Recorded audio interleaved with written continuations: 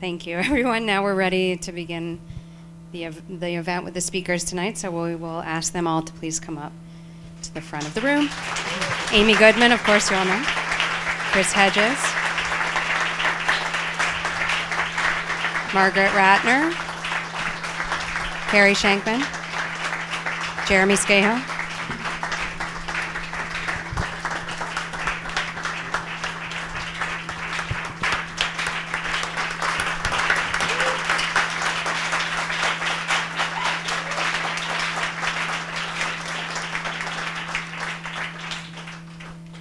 Welcome, everyone, to one of almost a dozen events that have been held across Europe and now here in the United States.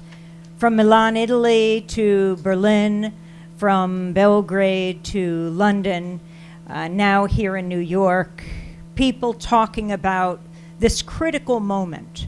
4 years that Julian Assange, the whistleblower, the founder of WikiLeaks, has been holed up in the Ecuadorian Embassy in London. Not because Ecuador, of course, is holding him there. Ecuador granted him political asylum. But he fears if he steps foot outside onto the streets of London that he'll ultimately be extradited to the United States, where he could face years, perhaps life in prison. You just heard some of the comments of commentators, analysts, politicians, leaders, possibly the next leader of the United States, talking about what should happen to Julian Assange. Before we begin, I want to acknowledge Hortensio Sevilla, the Ecuadorian ambassador to the United Nations, who is here tonight. Oh. Excuse me, Horacio Sevilla. And I want to introduce you to the speakers tonight. Chris Hedges, who has long spoken out for Julian Assange, author of Wages of Rebellion. Margaret Ratner Kunstler, who is the lawyer for Sarah Harrison of WikiLeaks. Carey Shenkman, lawyer for Julian Assange. And Jeremy Scahill, renowned author and activist, his latest book, The Assassination Complex. We're going to begin today with Julian Assange's lawyer, and I should say that Julian will be with us as well, as usual, by video stream from the Ecuadorian Embassy. I've had the chance to interview Julian a number of times, both on Democracy Now!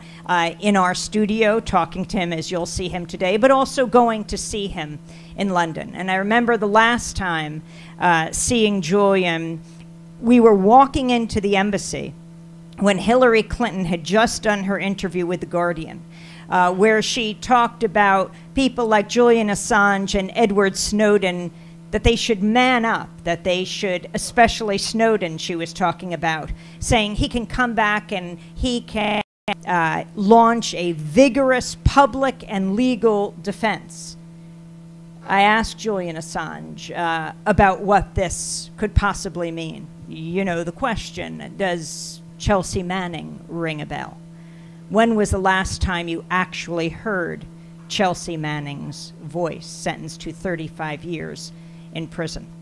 But you're going to hear about his case, and you're going to hear from the man himself. We'll begin with Carey Shenkman, Julian's lawyer. Thank you so much, Amy.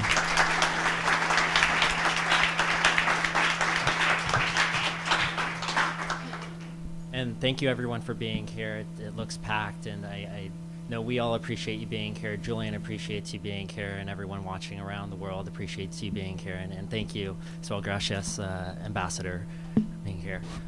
So when I was looking at the different speakers that participated in the events that happened on Sunday, marking Julian beginning his 5th year in the Ecuadorian Embassy in London, where he was granted asylum.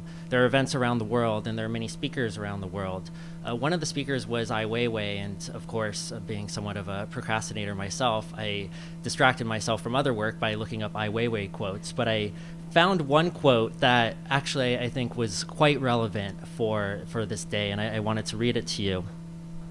It's that a society that has no ideals, that discards the principles of humanitarianism, that abandons the fundamental rights and dignity of humanity, can only survive by denying truth, fairness, and justice. And I think what's quite telling about that was that that was written by Ai Weiwei, marking the 1-year anniversary of the Sichuan earthquake, which of course had a horrendous amount of corruption and cover-up involved. And Ai Weiwei actually called for citizens to be obsessed with the truth, because only then can you uncover corruption and cover-ups. I'll start by saying that what's happening to Julian is completely unprecedented in its scale and its nature. There's an unprecedented attempt to prosecute Julian Assange and WikiLeaks in the United States in the making for over 5 years. And before going on about that, I'd invite you to think about what that actually means. That means the US government, which prides itself in the First Amendment of our Constitution, is attempting to mount a criminal case to criminally prosecute a publisher for publishing truthful information. Just imagine what that implication means for journalists, for truth tellers all around the world. Julian Assange isn't even a US citizen. He signed no oath, no contract to the US government. Think about that, what that means. And in response to those statements by many who are calling for whistleblowers and truth tellers to, so to speak, man up and come and mount an effective defense, I will say that there is no opportunity to mount a defense under secrecy laws in the US. Just last month, actually, you may have heard of a story of a top official in the Pentagon, John Crane, who came forward blowing the whistle on evidence how the internal whistleblower channels at the Pentagon and many agencies are completely ineffective. So that means that whistleblowers essentially have only two choices. They can violate their oaths to uphold the Constitution and human rights treaties that are the law of the land, or they can take their case to the media and face imprisonment or exile. And that's what's happening with truth tellers around the world. That's what's happening with Chelsea Manning, alleged source of WikiLeaks, who's court-martialed and sentenced to 35 years in prison, just mounted a appeal last month. That's what happened with Edward Snowden, who's facing exile in Russia where he's granted asylum. And of course, that's what we're marking the anniversary of Julian Assange, marking his 5th year beginning in the Ecuadorian Embassy in London. So we don't quite know the full extent of what's happening with the US case of being mounted against Julian Assange and WikiLeaks. The reason for that is because the Justice Department and FBI actually fight tooth and nail to keep those details hidden from the public and from Julian's lawyers. So just recently, actually, there have been a number of freedom of information lawsuits that different organizations and Chelsea Manning herself have filed. And the Justice Department has litigated up and down to keep every shred of evidence related to the WikiLeaks case secret. But what we do know is actually quite sinister and frightening. So we do know that there's been a grand jury impaneled against Assange and WikiLeaks in Alexandria, Virginia. We know that there have been search warrants of WikiLeaks staff, extremely invasive search warrants seeking all communication records, every Google search result, every single email over years, and my colleague Margaret Ratner Kunstler can speak more to that. We know that there's been surveillance of WikiLeaks supporters that was unveiled by some of the Snowden documents. We know that there's been coordinated attempts to discredit and bankrupt WikiLeaks as an organization. So that, I say, so much for the First Amendment. What's really happening is an assault on freedom of the press, and that's what Julian's case represents, and I think that's why so many people are passionate about his defense, and that's the reason why Ecuador was gracious to grant political asylum to Julian. In fact, the executive director of the ACLU, Anthony Romero, already commented that the case against Julian has had chilling effects on freedom of the press. Just a few years ago, and since then the investigation has grown, but a few years ago, numerous press freedom organizations around the world warned that a case against Julian would crush freedom of the press for all journalists and put the very news gathering and editorial process at risk of prosecution. So again, whenever somebody says, and you hear this idea that a truth teller or whistleblower should come back to the United States or should try to mount a defense, the problem is that there is no opportunity under secrecy laws to mount effective defenses. There is no public interest defense. there's not even a chance for whistleblowers to open their mouth and present any evidence of motive of public interest. Chelsea Manning wasn't allowed to present any evidence of human rights abuses, of atrocities, of cover-ups. Snowden wouldn't be allowed to either. And what we do have, though, is what I like to call a politician interest defense. So we don't have a public interest defense, but we have a politician interest defense. And the best case for seeing that is with General David Petraeus, who you know got 2 years of probation after leaking top secret and actually code word materials to his mistress and biography, and Politico story recently revealed possibly journalists as well. Now contrast that 2 years of probation for top secret and code word information with 35 years for Chelsea Manning. And not a shred of that material was top secret. So that really shows a disparate imposition of what I want to call injustice.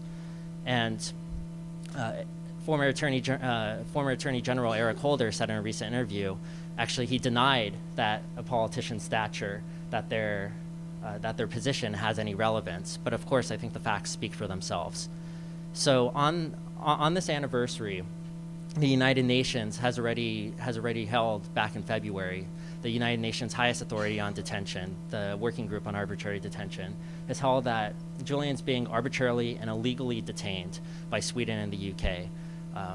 Julian's wanted for extradition to Sweden. On questioning, he hasn't been charged with a crime there, and he's been open to being questioned for the last 5 years.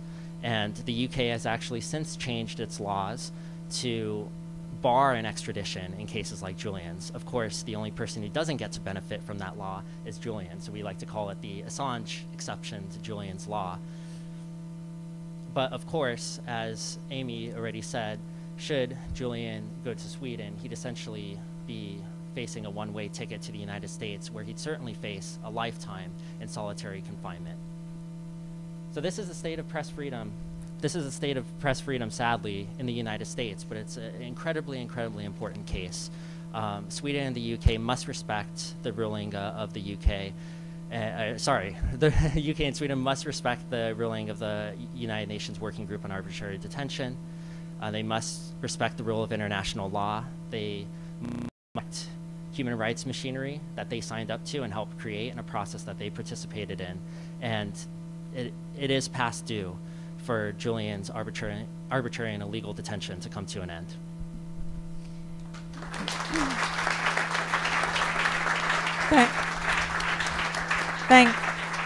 Thank you, Carey. And just before we turn to our next speaker, I wanted to say how sorry I am that we can't have part of the trio would have been here of Julian and WikiLeaks lawyers in the United States, and that's Michael Ratner, who died just a few weeks ago of cancer, who is so devoted to the case of Julian Assange and spent so many long days, hours over the years working with Julian in the Ecuadorian Embassy in London. And that's where I last saw Margie, our next speaker, speaking at Michael's memorial service. Margaret Ratner Kunstler is the lawyer for Sarah Harrison, as well as WikiLeaks. I want to thank you all for being here. You know, the support that you're showing for Julian is so critically important. It's critically important not only for Julian, but for the WikiLeaks staff, for Sarah Harrison, and for all of the people whose lives are on the line here. It is critically important that you support Julian, because your support of Julian means that you support what he stands for, what all of these other people stand for, what the whistleblowers stand for, what the leakers stand for, what the publishers stand for. And all of these people are standing together behind Julian, and Julian is standing up for them. But the reason it's so critical is because this is a scare process. All of these things that are being done, these subpoenas that seek documents and telephone calls for people who have never even been in the United States and who are being intimidated and frightened, and this work against Julian is designed to frighten people away from showing their interest and from printing and speaking the truth. And all of this is very dangerous. And we must support Julian to overcome this, because it's a fear tactic that has to be faced up to. I'm going to be, very brief here. I just want to mention that because of the multiple prosecutions in the United States under the Espionage Act and the overboard sentences being given to hackers, this is all a very frightening, scaring campaign. And your support for Julian and for all of those who believe in open and free information encourages all those who want to challenge the global movement to the right and to oppose governments that use secrecy, lies, and surveillance as a means of social control.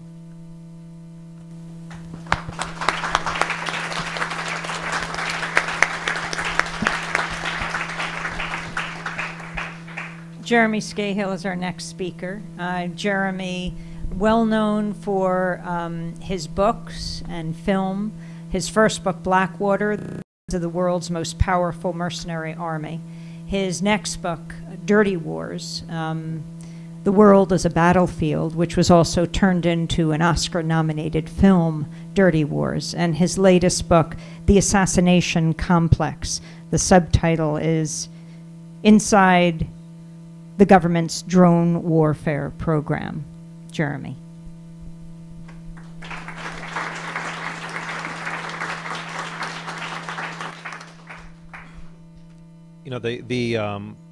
First of all, it's great to see so many people here tonight, given that it's such a beautiful night outside.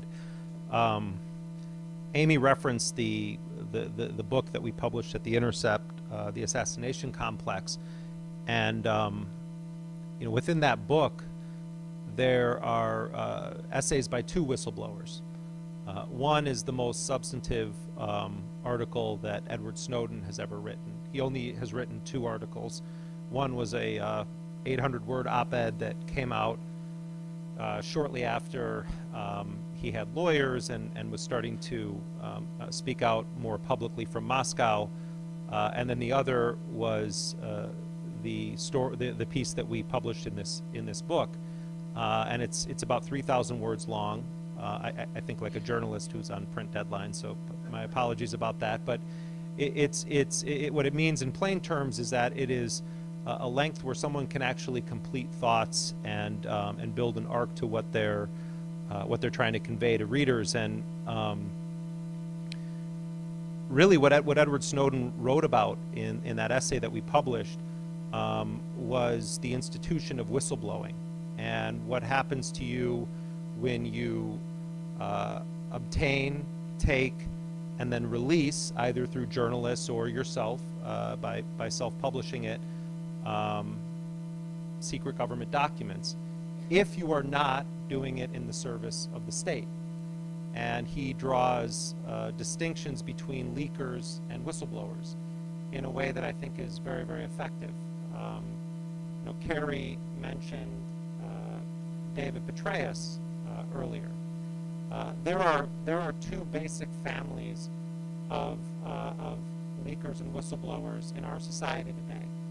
There are the whistleblowers, the Chelsea Mannings, the Edward Snowdens, the source for the drone papers, the complex, people like Thomas Drake and Bill Binney. I have such a loud voice that I don't know what to say. You have these people that were motivated by conscience, or by, in the case of Thomas Drake, someone who was 27 years working for the U.S. government and military in one form or another, who wasn't some kind of a flaming leftist or a red diaper baby or any of those things. He was an individual who had worked for the national security state. And it was when he started to sense that there were things being done that were potential either violations of the Constitution or represented abuses of power that he decided to speak out. The same was true for William Binney, known to many people as Bill Binney. Now, Thomas Drake and Bill Binney are free today, or so-called free today, because they're not in jail. But their careers were ruined. Not that I think either of them would have necessarily wanted to continue on in the line of work at the NSA, but they were retaliated against, targeted, punished, and in the case of Drake, threatened with prosecution under the Espionage Act. And you know, Thomas Drake works at an Apple store in Virginia right now after having worked for 27 years for the national security state. And he is working at the Apple store because the national security state turned on him after he spoke out about their crimes and their abuses. And when Edward Snowden made the decision to fly to Hong Kong to meet with Glenn Greenwald and Laura Poitras, he didn't take that decision lightly. He made that decision understanding that there had been a history of individuals within the NSA and within the national security state who had attempted to blow the whistle up the chain of command, and that they were met with personal and professional retaliation for what they had tried to do. And so when people say, well, Snowden could have filed complaints internally, it is a bankrupt argument, both morally and practically. On a moral level, that has never been true about the United States. The United States has never welcomed internal dissent and has always responded with force in the face of that. I don't mean necessarily physical force. The force of the empire can come in many ways. But also on a practical level, because had Snowden blown the whistle on the extent of the issues that he initially revealed about how Verizon and other telecommunications companies were involved with a mass collection system in the United States that represented a fundamental violation of our constitutional rights and many other things, it likely would have gone nowhere. It likely would not have resulted in any kind of a public debate. Because Snowden did what he did when he did, there was an actual public discussion in this country. Now, in the Congress, it is being sidelined the same way that the Democrats who are sitting on the floor right now of the House are missing the point.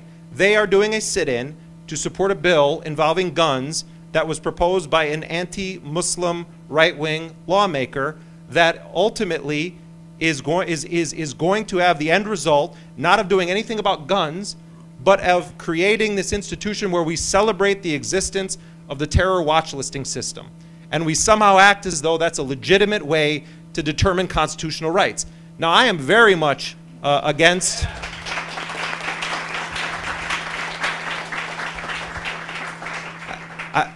I am very much against anyone on that watch list having a gun. I'm also against anyone not on that watch list having a gun. I mean, that's my point of view. I recognize, though, that we do have the Second Amendment, and we can debate what it says. But if you want to talk about the laws in this country, there is a Second Amendment. It does give certain rights to bear arms. We can debate what that means, well-organized militia, etc.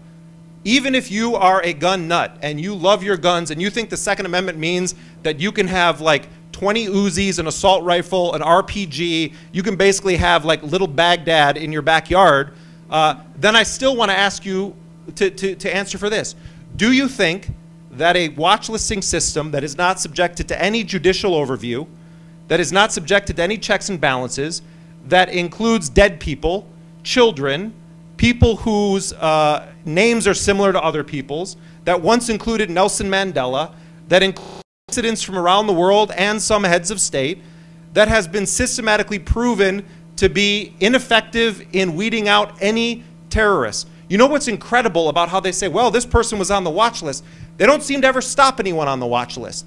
The Tsarnaev brothers were supposedly on the watch list. Omar Mateen was supposedly on the watch list.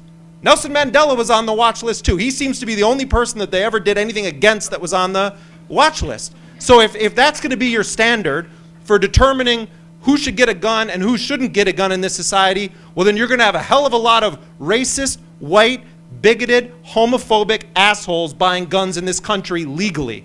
Because those people have been the ones shooting up theaters. Those people have been the ones shooting up schools. This is yet another case where the Democrats operate with eyes wide shut on a policy thing, and they roll out John Lewis, the famous civil rights activist, and have him lead this charge. But if you actually want to read the fine print, what they're doing today is supporting a bill that has at its heart policies that most self-described liberals or people that are actually concerned about gun violence in this country would be against. The fact that both parties can combine in these kinds of shows for the American public is directly relevant to what we see in the treatment of whistleblowers and in the treatment of Julian Assange. Julian Assange is punished not for stealing classified documents, not for obtaining them through a security clearance, but for publishing these documents on WikiLeaks. David Petraeus, who apparently viewed the classified documents as a way to get laid or make a woman who was not his wife think that he was Mr. Superman, he's allowed to teach at Ivy League schools. The blowers go to Yale and the whistleblowers go to jail in this society. And David Petraeus and John Brennan and all of these people that love to blab about classified information when it makes it look like they did a badass thing in killing Osama bin Laden, or when they did a badass thing in their surge, those people somehow can continue on as legitimate members of our society. But someone like Chelsea Manning, who leaks a video showing US forces killing Iraqi civilians and 2 media workers for the Reuters news agency, one of whom clearly had a camera, that person who revealed the crime, this war crime, is in prison right now, fighting to be treated as a human being, while the people that conduct the massacre on the hospital in Afghanistan, the Médecins Sans Frontières hospital, we're told that they were punished because they are not going to be promoted in the military. That's the answer to that, to their question.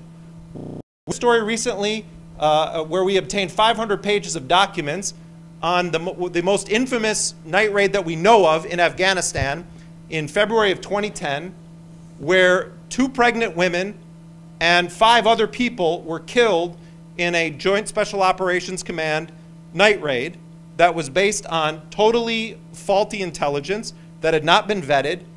And we had gone to the scene of that, interviewed the survivors, and had eyewitnesses who said that the US soldiers, bearded, they called them the American Taliban, the survivors did, dug the bullets out of the bodies of the women and then attempted to say that they were killed in an honor killing by their loved ones. We then filed a Freedom of Information request on those killings, and in the investigation that was ordered by General Stanley McChrystal into this, when the military, the soldiers who did this operation, were asked, did anyone tamper with the scene, the entire answer is redacted. The entire answer to that is redacted. And then some reporter somehow asked the question at the State Department about the story that we did. And the answer that the State Department spokesperson gave was that the military is very effective at holding itself accountable. That was the answer on that, and it was the answer on Kunduz. We live in a world where Chelsea Manning is in prison, where Edward Snowden is in exile, where Thomas Drake is helping people at the Genius Bar at an Apple store, where Julian Assange is inside of a very small area inside of the Ecuadorian Embassy, and all of the people that commit and order and conduct these war crimes are either walking around with medals on their chests or endowed chairs at Ivy League universities, or they're in government, or they're working for Hillary Clinton's campaign right now.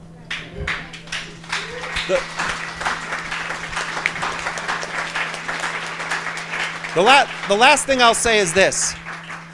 There is not a single candidate for president running right now for the nomination of a major party, the Democrats or the Republicans, that does not support the kill list.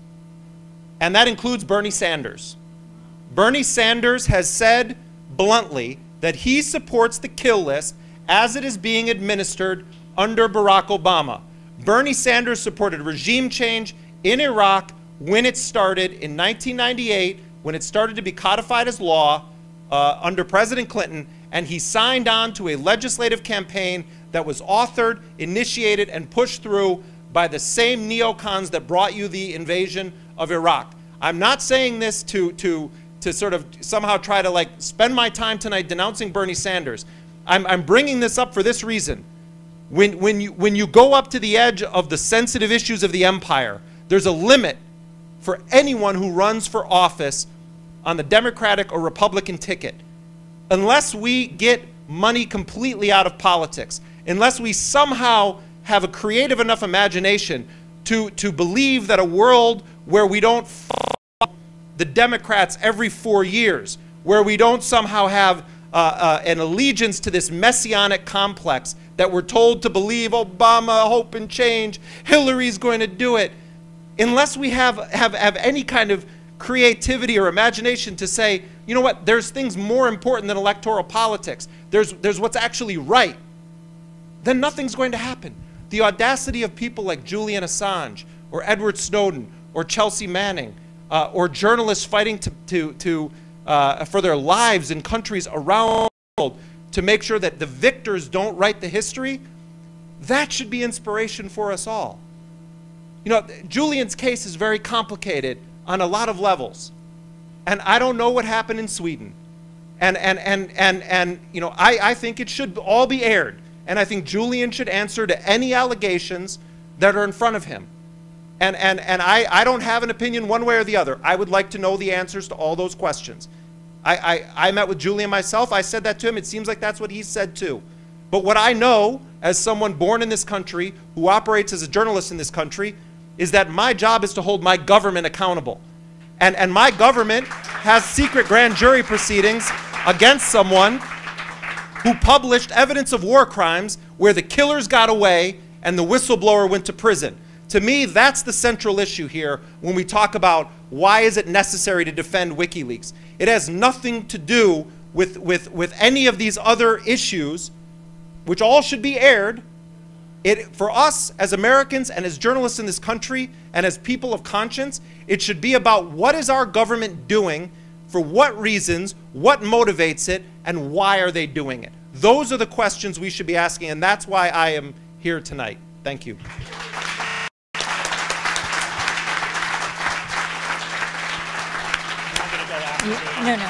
No.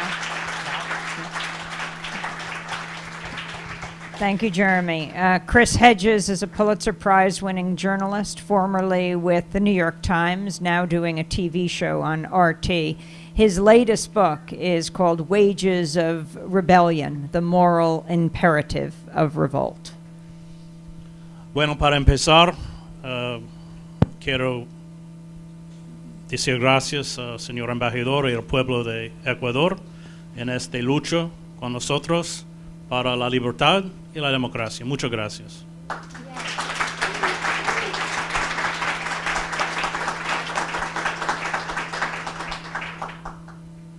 As a former investigative reporter for the New York Times, this assault that has been carried out not only against Julian Assange, WikiLeaks, Chelsea Manning, has effectively shut down for the ability of the press to shine a light into the inner workings of power, and has essentially removed one of the most important mechanisms by which not only the public can be informed, but the government can be held accountable. And at this point, I think we have to acknowledge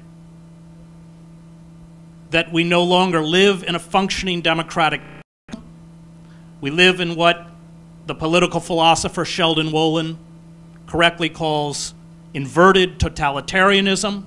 And if you have not read Democracy Incorporated, read it. our greatest living political philosopher, who died about a year ago, totally blacklisted in the 1990s when he called out the lie of neoliberalism for what it was.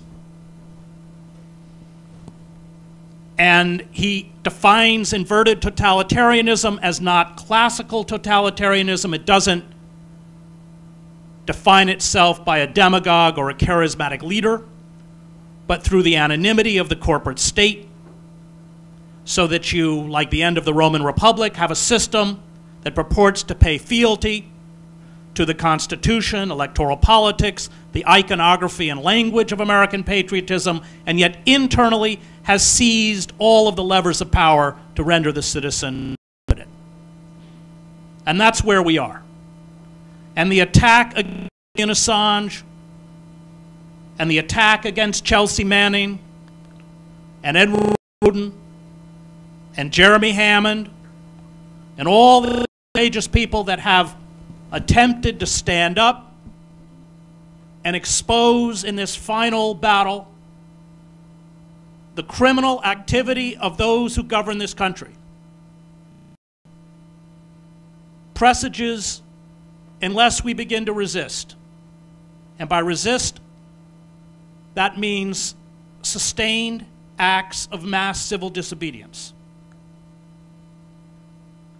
The descent into, as Julian says in his book, the most frightening and surveillance dystopia in human history. Of Edward Snowden to expose the fact that every single one of us in this room are monitored 24 hours a day, and all of our information is stored in perpetuity in government computers. Evidence that we have lost our liberty. When you are watched 24 hours a day by the government, as we are, you cannot use the word liberty. That is the relationship of a master and a slave. And as Hannah Arendt points out in Origins of Totalitarianism, the reason totalitarian governments, Solzhenitsyn writes the same thing in Gulag Archipelago, download information on all of the citizens is not to discover a crime. Have information on file so that the moment they seek to silence or arrest another individual, they can take the smallest minutia and interpret it as criminal activity. And what I find frightening is the passivity on the part of the American public. The inability to understand that when you give a government this kind of power, they will always use it against anyone or any movement or any group that they deem to be a threat. The fact that our government, our executive branch, has abrogated to itself by wildly misinterpreting the 2001 Authorization to Use Military Force Act to call for the assassination of U.S. citizens should send chills. And yet we are lulled by a political system, a form of political theater. There's a reason they're spending $5 billion on these elections, reducing a contest to two repugnant personalities, as if it is possible in America to vote against the interests of Goldman Sachs or Raytheon or ExxonMobil or any other corporation. And it behooves us to begin to look at the systems of power where real power lies, because if we don't understand power, we're not going to be able to fight it. And we haven't even spoken about climate change. The last 13 months, every month, the hottest month on record. The elites have run scenario after scenario They know a financial collapse is coming. They understand the catastrophic effects of climate change, and they have abrogated to themselves the mechanisms by which they can ruthlessly shut down all forms of dissent, including Section 1021 of the National Defense Authorization Act. And as many of you know, I sued the president in federal court over this section, which permits the U.S. military to seize a U.S. citizen who is deemed to be a terrorist or allied with a terrorist associated forces, whatever that is in the word of the language, strip them of due process, and hold them indefinitely in military facilities, including in our Black Shore offsites. We won in the Federal District Court of New York. Judge Catherine B. Forrest, the Obama administration, immediately appealed the day that she issued her ruling. Not only the federal attorneys, but attorneys from the NSA went to her chambers and demanded that she lift her temporary injunction and immediately put that law back into effect. And the lawyers, Carl Mayer and Bruce Afron and I, we knew they'd appeal, but why? Why were they so aggressive?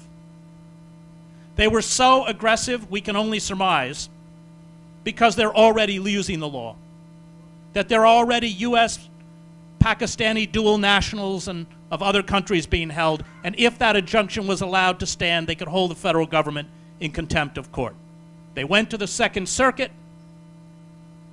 Monday morning, 9 o'clock, this was on a Friday, Judge Forrest refused their request, and the Second Circuit, which heard the appeal, agreed. And during that 2-year legal process, the lawyers went to Nancy Pelosi and the Democratic leadership, because the NDA is renewed every year. And they said, the lawyers said, all you have to do is put into that language that this does not apply to U.S. citizens, and we will drop our lawsuit. But of course they weren't going to put it in, because it was written for U.S. citizens. They are creating, and have largely created, a mechanism, a series of mechanisms. They have removed our basic constitutional rights through judicial fiat. That's what Citizens United is, as if unlimited campaign cash from corporations is the right to petition the government or a form of free speech. Despite the evidence provided by Snowden, what have the courts done to protect our right to privacy? Nothing. And it is time for us to step outside the system. And as Jeremy correctly pointed out, grasp that we are going to have to build alternative forms of power and alternative political parties. And that this is going to take years. That to walk into the political wilderness means that we are going to escape from the idea that radical change will come within a particular election cycle. It will not. Syriza, formed 10 years ago, when it started was polling at 4%. And we have no time left. We have no time left. Finally, it is about a moral imperative, which I think the lives of Edward Snowden, Jeremy Hammond, Julian Assange, Chelsea Manning, Kyriakou Drake, all these people have sacrificed a tremendous amount. And what we are called to sacrifice by comparison is rather minimal.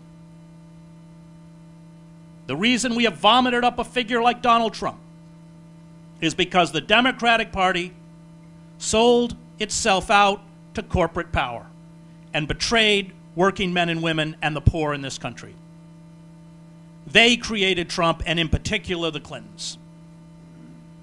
The explosion of mass incarceration, the 1994 Omnibus Crime Bill, NAFTA, the greatest betrayal of the working class in this country since the Taft-Hartley Act of 1948, the deregulation of the FCC, the destruction of Glass-Steagall, the destruction of our welfare system, and under the old welfare system, 70% of the recipients were children. And I think, as Jeremy amply illustrated with this particular sit-down in the House, is an example of the deep cynicism and duplicity of the Democratic Party. And so we are going to have to walk into that political wilderness. We are going to have to accept the ridicule, which will come largely from the liberal class, the liberal establishment.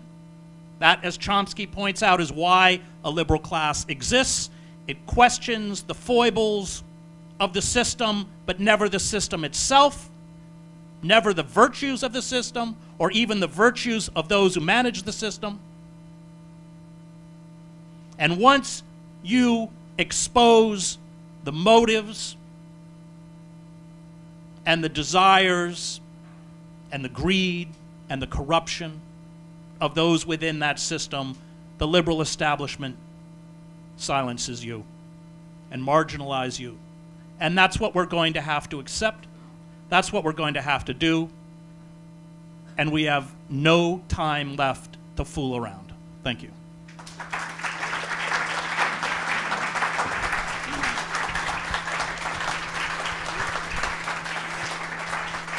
Thank you, Chris. And now we're joined by Julian Assange from the Ecuadorian Embassy in London. Hi, Julian.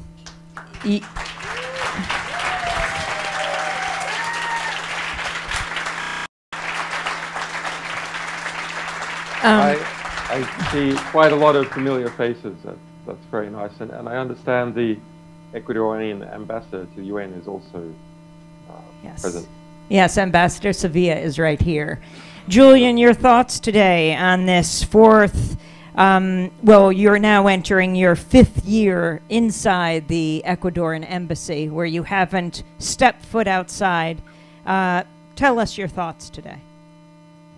Well, it's 4 years inside the embassy, but 5.5 years detained here without charge in the United Kingdom. Well, actually, I was recently that there are some consolations of being an accused person, and there's some consolations to being detained unlawfully, as the UN has found, for quite a long time. Those consolations are that it gives you a kind of power to see into the souls of other people, because the people who are accused in a very severe manner, and there's no more severe accusation than to be accused by a superpower, develop a kind of superpower, because such accusations and the propaganda campaigns pushed by the states that benefit from them push away those who are of will, false friends, those who are cowardly, timid, or stupid. And so what remains are those people who are brave or perceptive and can understand what is going on, who are not false friends of me or other people who are, and in a way perhaps not false friends of humanity either. So that's quite a remarkable thing. We all long from childhood this ability to see into the motivations and hearts of others, and as accused person, accused by power, I have seen many false friends fade away or hidden alliances being revealed, and so has everyone else. So has Chelsea Manning and Barrett Brown and so on. We've all seen who has stuck, who has come to our aid, and in some ways I think that is what makes accused people attractive. It is not simply that one might have sympathy for their situation or admire that they keep going. It is that they have this unusual power as a result of their very different perspective, and around them gather those people who I think are as people. And it's hard to find filters for such treasures. You can go all your life and think that a friend or a relative is someone you deeply admire and respect. But suddenly, for everyone, not just people in serious situations like I'm in, suddenly you find that when the chips are down, they're gone. So a lot of people in this room are people who don't flee when the chips are down. We're going to open the room up to questions, but I was struck at the beginning of this evening by the videos of those who were calling for your death, for your assassination, political leaders in the United States, or for your execution here, calling you a traitor, and that was some of the nicer descriptions of who they saw you as, and that WikiLeaks should be shut down. What's astounding is that it is 4 years later, and though you remain in a kind of captivity there in the embassy, where you've been granted asylum, you have continued with WikiLeaks, even to the extent that you helped another sought-after person who was being hunted down, Edward Snowden, leave Hong Kong to try to make his own way to political asylum. How have you kept WikiLeaks going? I don't know. It's with a lot of sweat and with a lot of help from a very committed staff and others, people on our extended periphery, like in this room. WikiLeaks is not just an expression of my ideas or my will. It's an expression of quite a lot of people's wills. It's an interesting question as to whether it is an expression of something of human beings in modern society, and if I wasn't doing it, that those forces would naturally arise an equivalent. That is an interesting question. It's a small enough organisation that I don't think the answer is clear. That said, well, it's going to be a very big year for WikiLeaks, a publishing year. I'm very happy about that in many different types of publications.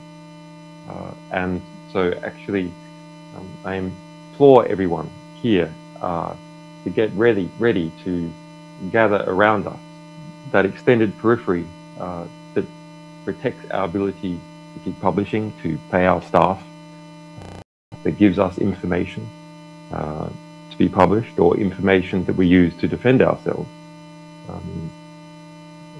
is necessary, and it will be very necessary over the coming months. Julian, what are you proudest of? I think I'm,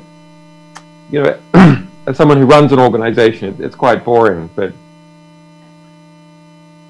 I think I am proudest of keeping WikiLeaks going. I have people's families to feed who are staff. And despite a titanic, well-defined battle with the Pentagon, State Department, National Security Agency, the White House, where they made public pronouncements, some of which you've seen, but including a 40-minute press conference by the Pentagon demanding that WikiLeaks cease publishing, that it cease publishing what it was going to publish, that destroy what it had published, and cease dealing with US government sources. That we have continued on against the banking blockade by Visa, MasterCard, PayPal, Diners Club, Discover, American Express, and Bank of America. And that we've worked through all that by exploiting the offshore system to get around banking blockades, by litigating up and down in multiple jurisdictions to get past that, by engaging in the public battle. And we have not fired a single person as a result. And we've kept publishing. We've published now more documents while I've been detained in this embassy than before. So I'm quite proud of that. That's we have built a really grand project, in some ways a grand dream, to create a rebel library of Alexandria. More than 11 million documents, some 40 million records of material that never would have been published, that could not survive in this world that we have, that would not have otherwise been there. So, and it describes how human institutions actually behave in the modern era. And yes, that has led to all sorts of scandals and intelligence chiefs having to resign, and contributed to revolutions, and set quite a number of people free where it's been used in their court cases, or where there's been some kind of justice for them, like El Masri, the German citizen who was kidnapped by the CIA, a case of mistaken identity, locked up in a black site, tried to litigate, then was dumped by the CIA after 4 months, after he was tortured in the streets of Albania. He tried to litigate in the United States and was not able to. The US effectively invoked state secrets privilege in civil litigation, claiming that, of course, they may have some defense to civil litigation, but it was all classified, therefore the court would simply have to accept their defense. And he was able to achieve justice in the European Court of Human Rights. And that judgment cites 6 of our documents in the judgment. And there's quite a number of cases like that. The case of the Spanish journalist who was in the Palestine hotel in Baghdad, where the United States government shelled his hotel room. He was killed. Then there were efforts to get up a prosecution in Spain, an investigation, criminal investigation. And the US government applied very strong diplomatic channel through diplomatic pressure through diplomatic channels to crush those proceedings. In fact, many others against the CIA. Right now, it's not remarked about here in the United States. Since Jeremy is here, I'm going to really push. Jeremy, we have managed to erect an investigation by a prosecutor in Italy. It's been going now for about 3 months into the National Security Agency. Italian prosecutors are almost the only independent prosecutors in the world that can't be bullied by the US government. They, for example, convicted 26 CIA agents and their collaborators in Absentina who hadn't been involved in a rendition from Italy. The CIA agent now has now been arrested in Portugal and extradited to Italy as a result of that. That's just in the last. So that prosecution, that prosecutor, investigative prosecutor, might actually get somewhere, because Italy has very strong rules that have evolved out of a response to protecting investigations from mafia influence and corruption in the government trying to close down investigations. And in this case might actually get, so anything that the Intercept is keeping back on Italy, it's use it or lose it. Julian, it is Jeremy indeed. Sorry, so you can see me somewhat. Hello. Yeah, we've been following this case very closely. I mean, one thing on a micro level, and maybe this is a bit of WikiLeaks insider baseball, but you know, the one CIA person that they are now going to be putting in the position of answering for this is the only one that actually has spoken out critically about the operation. I mean, it's a that's true. Right. It's a complicated situation. Sabrina D'Souza. I mean, it is a very interesting case. We are, in fact, following it, and we have 2 people on our staff that are very knowledgeable about, you know, what is called in the intelligence community the Italian job, and that is a story that never go away, because it involved the identities of about a little bit more than 24 CIA agents actually being entered into court in Italy, and it is a very, very important case that could call the question on the entire you know, kidnap program around the world, because it involved a Western European country whose democratically elected government was not fully informed of what U.S. intelligence operatives were doing on its soil. There was a case of a lower intensity in Germany involving CIA operatives and Blackwater, where they also sought to abduct in Hamburg a German citizen that for a while was controversial and scandalous, and then it sort of went away like all of these things do. So my direct answer to you is that we are very much interested in this. I wish that the person that they had in their custody was not like the one person that has publicly come out and said anything about it, but I share your position that this is it's a worthwhile proceeding and investigation regardless of who they actually compel to testify. I just wish that they could get the people that were have shown no any sense of remorse for it in their jurisdiction. Jeremy, perhaps I wasn't clear enough. So yes, there's that case, which is very interesting. But I'm talking about an investigation into the National Security Agency spying on the Italian government. That is the current prosecution. Right, and you have both investigative prosecution, and that is the thing that is either going to get somewhere or not.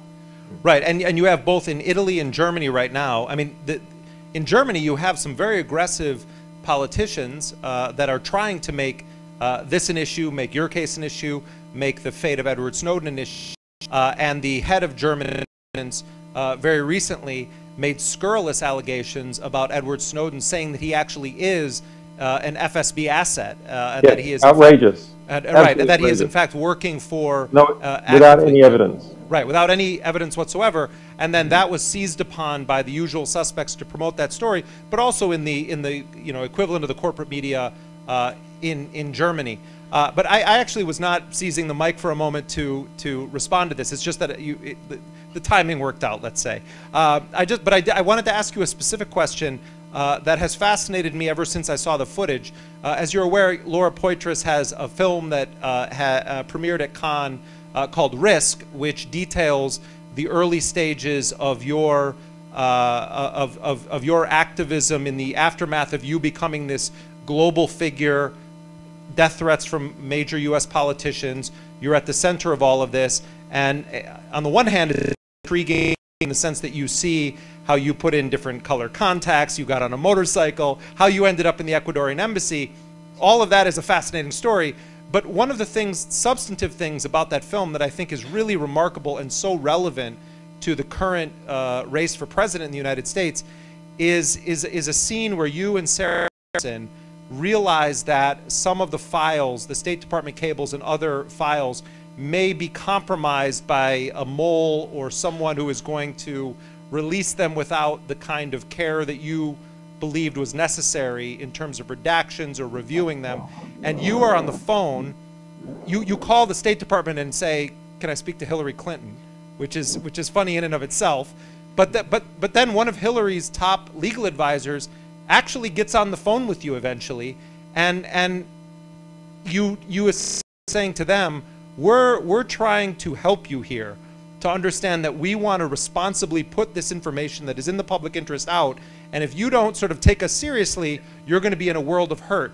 And I'm wondering if maybe you could share with people here, because the film is not out and so people can't see in a wide way what I saw, but I was so impressed by the negotiation that you were engaged in with them, and to me it sort of gave lie to a lot of the cartoonish portrayal of who you are as the publisher of WikiLeaks, but also kind of showed the incompetence of the ultra-powerful in the face of an anarchistic hacker turned publisher, basically saying, do you not realize what this is all about? So maybe you can comment on that moment in time when you actually speaking directly to Hillary's top people when she was Secretary of State, and then your assessment of her running for president in the context of the very unusual relationship that you've had with Hillary Clinton by virtue of the fact that she was Secretary of State when all of this blew up.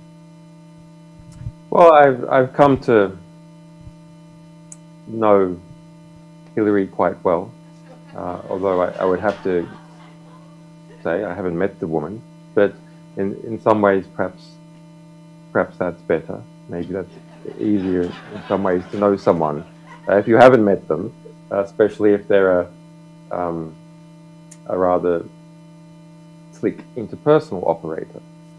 But I think it is quite hard to conceal the personality and thoughts in a torrent of email, confetti, and other statements.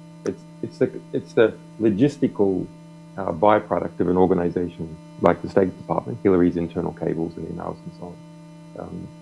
That it's not, you can't design every communication to your staff on very urgent matters for public consumption. And so I think it is quite difficult to conceal who you are. So I've come to understand, I believe, who Hillary Clinton is. And she is extremely ambitious, liberal interventionist hawk. For most people here, that in fact that will be no surprise to hear that description. But it's not simply who she chooses to surround herself with, or the kind of sucking up, awful sucking up, that she demands of her staff, where you see very senior people like Anne Marie Slaughter, perhaps the queen of liberal interventionism in the United States, constantly flattering Hillary in an appalling manner. In fact, all the staff around me. If my staff do that, I tell them to get out, because that's not the way you receive impartial advice about what the true nature of the situation is. So I think that goes to her desire to dominate, and people around her perceive that also. So, you know, when a president gets into power, it seems that most of what they do is read teleprompters that other people have written for them. So I'm not sure it makes much difference, frankly, which president is in later on. But it does make a substantial difference which presidential candidate appoints people, because it is the 3,000 or so appointments that in practice run the government. And we know the type of people that Hillary Clinton is going to appoint around her.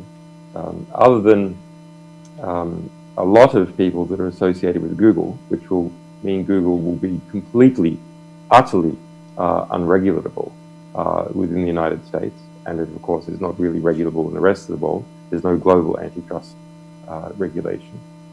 It's liberal interventionists like Anne Marie Slaughter. So Hillary has the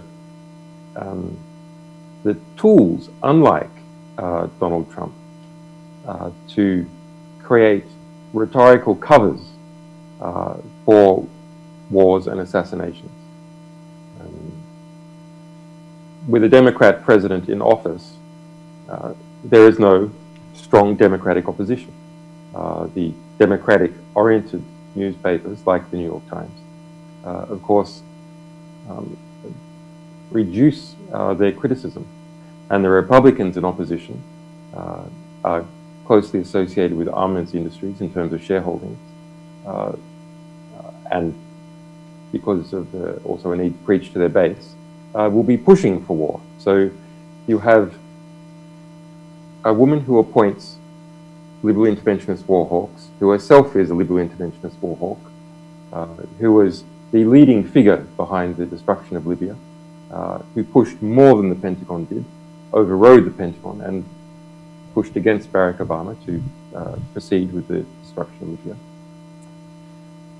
And little opposition from the media, little opposition from the Democratic Party, and being pushed onwards in this direction by the Republican Party, and a rhetorical cover used to sell it all. So I think, and I have said that if Hillary Clinton gets into office, it means endless war.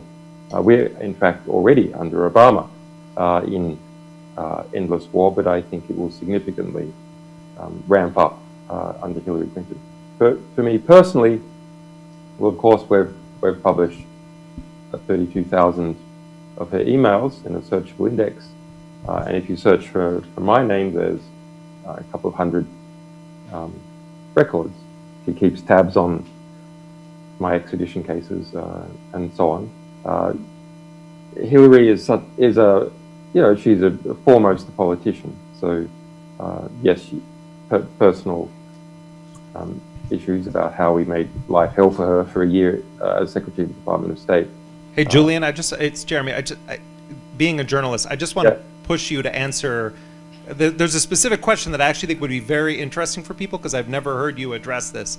And that is that in this period when it seemed as though the master sort of cache of documents may have been compromised and you guys were concerned about how it was going to be laid out, you engaged in very high-level discussions with the State Department that were captured on film. And what I'm asking for you to share with this audience is kind of what happened there, why it happened, and how you ended up in a position where you were negotiating with Hillary's top people in the middle of the night your time. Well, we had done it a few times before. It's quite an amazing thing. If you have someone make a call on your behalf, and they say that so-and-so wants to set up a call, then you can get to the top of most organizations pretty quickly. Maybe the president's a bit harder. But we've done it with Rupert Murdoch, for example. So, I mean, I see perhaps you're angling towards, well, okay, where kind of WikiLeaks is demonized by some of the mainstream press in the Anglo-Saxon-speaking countries as bad boys. I'm just going to accept that we are the bad boys. It's okay. I don't mind. It's clear that if you publish at the level that we publish at, you're always going to suffer that. So yes, of course, we had our lawyers write to the State Department's lawyers and back and forth like this, and I spoke to their legal advisor, and et cetera, et cetera. That's a kind of interplay that many media organizations do to try and make it harder to bring an espionage prosecution against them. However, in the end, it doesn't really make much difference for us in terms of the rhetoric, because those things are of no public relations significance in practice. Because if you're publishing at the volume and level that we are at, the Pentagon has 29,000 people involved in public relations, from information officers to people in interfacing with the public for press and recruitment campaigns, to people who produce 5,000 propaganda stories per year that they give away free to the press, who often don't say where they comes from, and photos and videos, etc. So, yeah, we're sure, we can act like any other media organization. We did. The Guardian newspaper leaked the password to our encrypted archives in one of their books, and then engaged in an incredible campaign to try and make it look like it was our fault, that they were completely, utterly incompetent and reckless. But I did not think at the time that anyone would come to harm as a result of the publication of our information. That State Department telephone call is about, you know, about making sure that the State Department couldn't say that we didn't call them, making sure that there could not be rhetorical cover for them in court to assist them to bring an espionage prosecution. It was not based on a belief by us that anyone would come to harm, because the publication of information, other than the kind of propaganda you see on the front page of the New York Times or BBC trying to smash the population into a support of a war, doesn't actually harm people. There's not cases of that, and if you look into the other famous cases, there was one involving Covert Action Quarterly, a very interesting U.S. publication which started in the 70s and ran through to the mid-90s. So it published information. It revealed CIA officers every week, and was fine. And then some CIA officer was shot in a home invasion in Greece. In fact, the news station chief, I believe, and he had been one of the people mentioned, but he had already been mentioned in the Greek press quite some time before, and he was known for other reasons, not as a result of a leak. So it's all rubbish. You know, it's just all garbage. Information that we publish has never led to anyone receiving physical reprisals, and the U.S. government had to admit that under oath in the Chelsea Manning trial in 2013. The general put in charge Carr of investigating, trying to find a single skerrick, like trying to find weapons of mass destruction. They tried to find any excuse where they could show that a single person had come to physical harm as a result of our publications. U.S. soldier, Afghan civilian, whatever. No one. So we're happy to accept the bad boy label. We're happy to accept that we will publish where others will not. We're happy to accept that we are completely beyond the pale as far as a lot of the mainstream press outlets in the West are concerned, because we perceive those outlets to be completely beyond the pale, censorious, that they destroy history, that they contain it for themselves, that they privatize it, that history does not belong to an institution that is engaging with the world, like the National Security Agency, like the State Department. History does not belong to journalists. History does not belong to a media organization. History belongs to human civilization to understand in order to better itself. Yeah.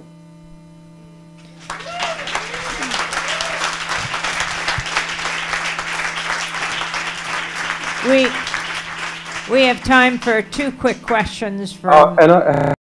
history does also not belong even to whistleblowers. They can be a very important part, in fact, the most important part of bringing history to civilization, but it doesn't belong to them. Yes. Wait a minute. Gotta get you a mic. Just a second, Julian, hold on. Hey, thanks for doing this. Just kind of an odd question. Aaron Swartz, the Dig guy and Reddit guy, his suicide, that date, was that important at all? Because I found the Philip Taylor book from that. Well, was that on purpose? It's really a yes or no question. Sorry, I'm very aware of Aaron Swartz. He was the date of his death. But I'm not aware of the book. It's Munitions of the Mind by Philip Taylor. It's up on it was leaked somehow. It's online. There's a PDF on it, but I got there through the date of his death. Like I'm like, Right, is that significant? Okay, all right. Well, I sorry, would what's say the question? Aaron Schwartz is significant. Yeah, Aaron but that Schwartz, date. people at ThoughtWorks will know, worked for ThoughtWorks. Yeah. Okay. And I won't go into, what a creative and good example Aaron Schwartz was to many people. But something that's not widely known, it has been spoken of once at a tour panel a few months ago, that Aaron Schwartz was largely the victim of the crackdown against WikiLeaks. So the United States government perceived that Boston was the hotbed of WikiLeaks in the United States. And it's true, we had many supporters in the United States, at MIT and around the Boston area.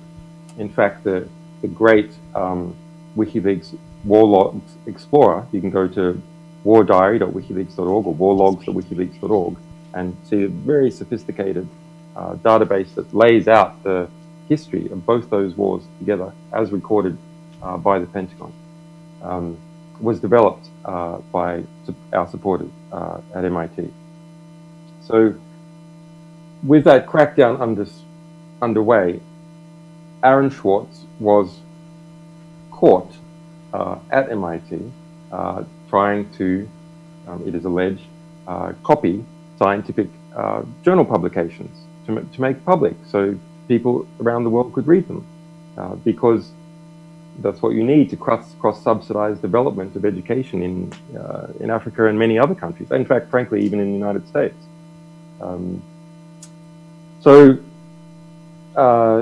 When that happened, eventually fairly soon actually, the Secret Service was involved, and then the DA of Massachusetts and the law enforcement and national security context was lots of news about WikiLeaks.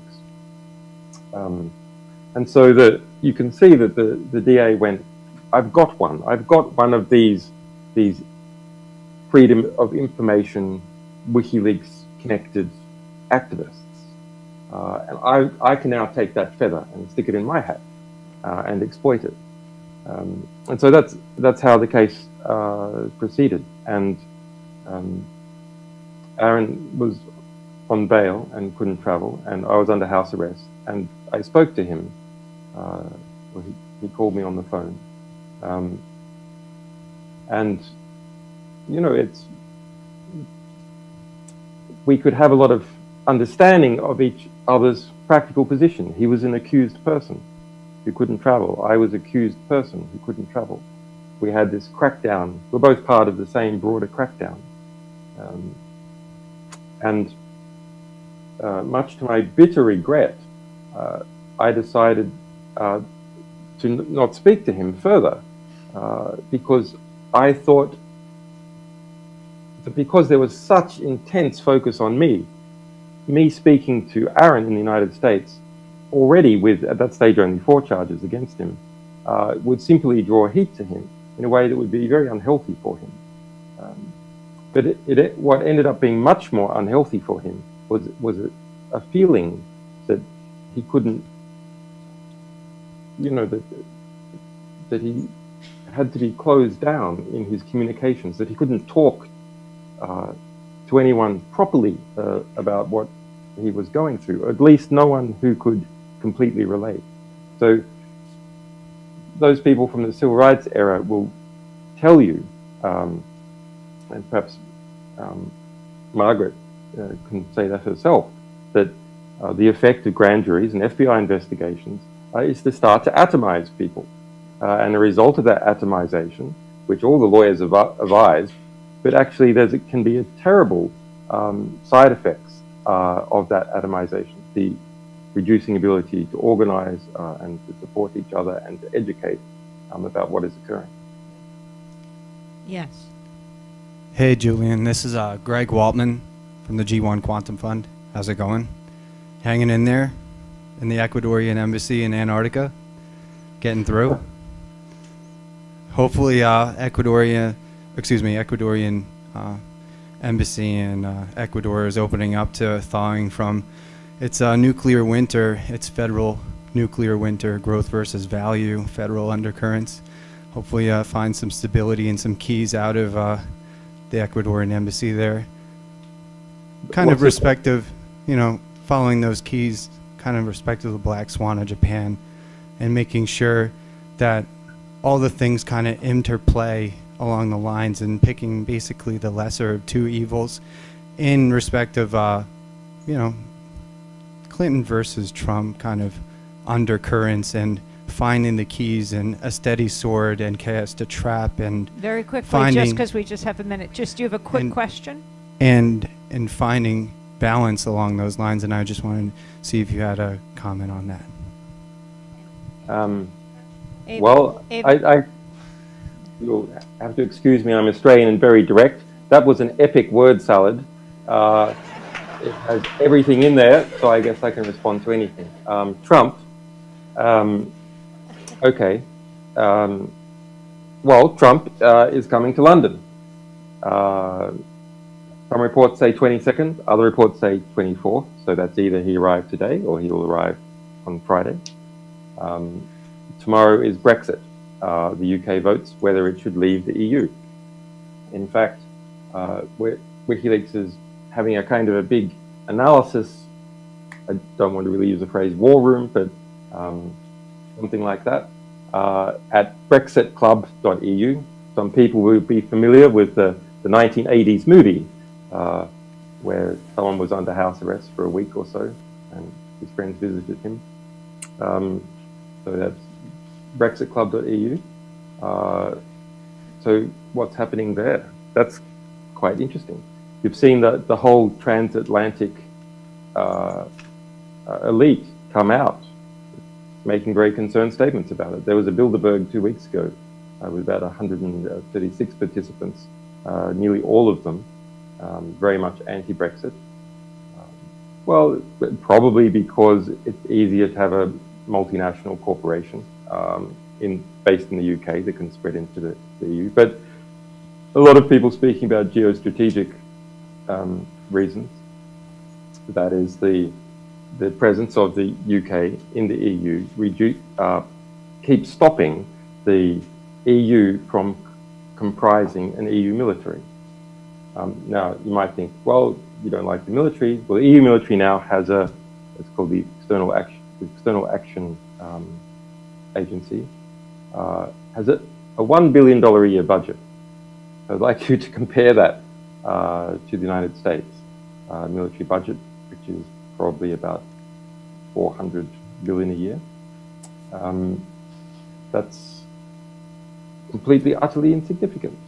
And so there is a desire to try and prevent the EU from becoming an integrated political and military force, and to keep that within the arms of NATO.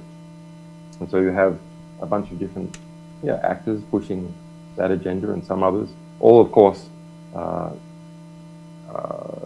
driven by popular discontent with the free movement of labour, otherwise known as immigration. So this government here in the United Kingdom, of course, has encouraged free movement of labour to crush wages and to drive up housing prices. And it does it with the immigration that it doesn't have formal control over, EU immigration, and it does it with immigration that it does have total control over, immigration from the rest of the world. Both of these are high because it produces that desired outcome.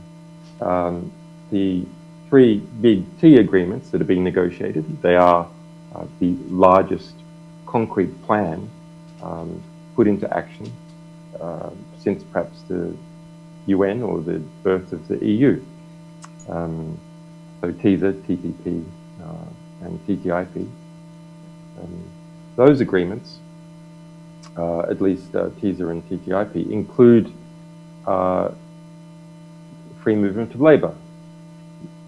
Not free movement of labour so that you or I, if we wanted to go to a European country, would be able to do so and work there, but rather that if your boss in a multinational corporation that is headquartered in one of these countries wants to send you there, then there's free movement of labour.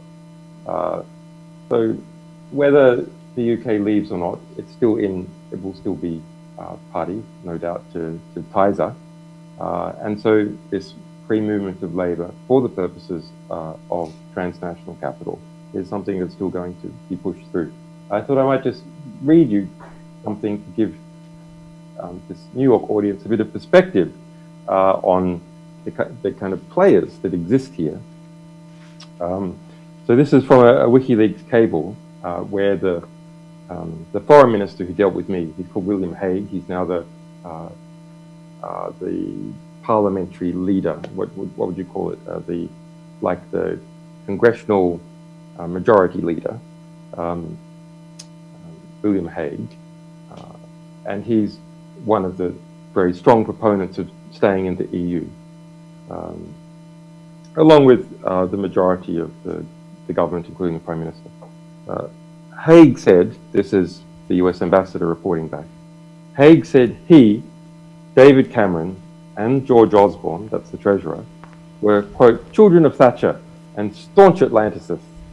For his part, said Hague, he is a sister who is an American, spends his own vacations in America, and like many similar to him, considers America the other country to turn to. Asking his senior advisor her views, the advisor said, America is the essential country. Hague said, whoever enters 10 Downing Street as Prime Minister soon learns of the essential nature of the relationship with America. He added, quote, we want a pro-American regime. We need it. The world needs it. Regime of what, exactly? Is the UK a regime? No, of course, he means the transnational governing elements. So some parts of the UN, the WTO, some parts of the EU, some parts of the UK.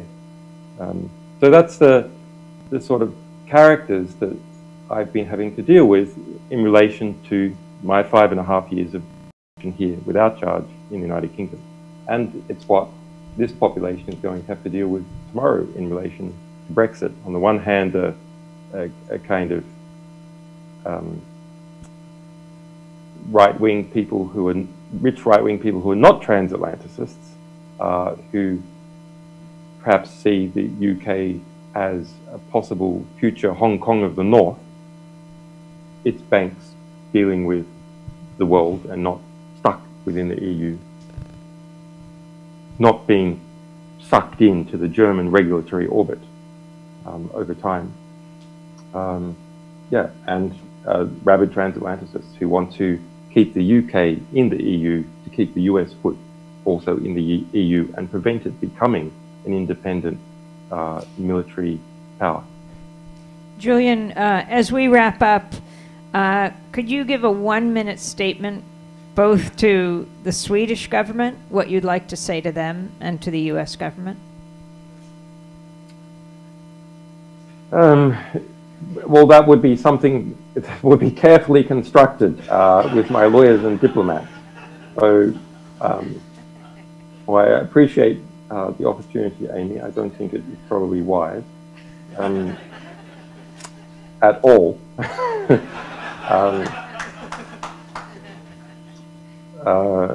Well, I mean, Sweden, it's a sad case. It's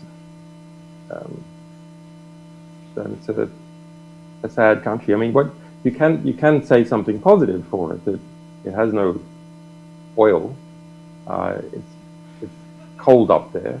It's isolated. Nothing grows really. There's some fish, and so it's quite remarkable that a people can eke out an existence.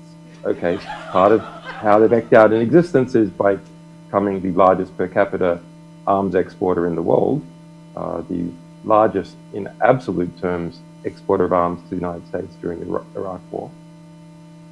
But not only, also produced ABBA and a few other things. But for the United States, no, really, I can understand perhaps part of the idea from the Swedish arms industry. The old idea was that in order to be an independent country, you needed your own arms industry. But if you're a small country, the only way it can be sustainable is by developing a big export market. So they did. But then as weapons became much more high-tech, they had to start to rely on the United States and the United Kingdom for most of the parts that they then started to assemble. For example, the Gripen fighter jet, which is their premier arms export. Our cables show that 52% of the parts come from the United States, and the ejector seat comes from the United Kingdom, and the radar system comes from the United Kingdom. And this is geopolitically important. For example, when Argentina tried to buy one just about 4 months ago, that was blocked because parts are made, some of the parts are made in the United Kingdom and the United States.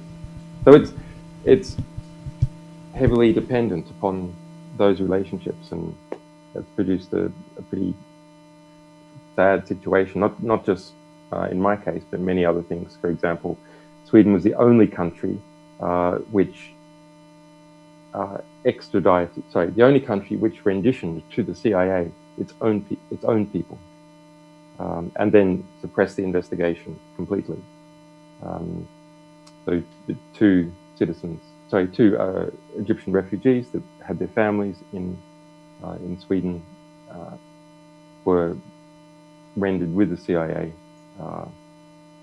to be tortured in Egypt, which they were. Yeah, and for the United States, well, I like the United States. I think the US is a great and vigorous culture with lots of things going for it, lots of diversity. Yes, it's become Rome, of course, and it's become a military and intelligence empire. But on the other hand, it does have some good things going for it. Company registrations. The highest concentration of company registrations in the United States is in New York, 17%. Only 17%.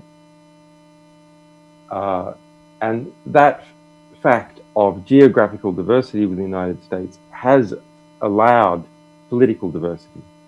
This meeting we're having now, the fact that the ThoughtWorks can do this, the fact that Amy can continue her show is a result of that. In London, it's a city-state. More than 83% of corporate registrations in the one city. And I try and explain to my American friends how to understand this country. Just imagine that the largest media producer that produced over 60% of the news output was not even Fox News. It was not even split across those, but it was a domestic Voice of America. Just imagine that, where the overwhelmingly dominant news provider was owned by the state. That's the BBC. And where New York was in Washington, D.C. Boston was in Washington, D.C. LA was in Washington, D.C. Chicago, Houston, were all in Washington, D.C. And they were there for the last 500 years. Can you imagine the sort of inbred system that would develop, where everything is joined together socially, in terms of information flow, what clubs people go to, who they're related to. So that's London. The US doesn't have that yet. And that's a really grand thing. Australia doesn't have it either, because it's similarly spread out. Well, Julian, thanks very much.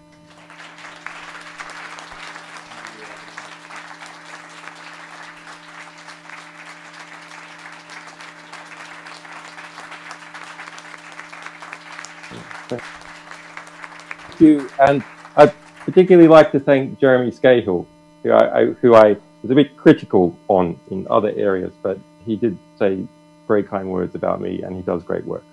So don't be offended, Jeremy.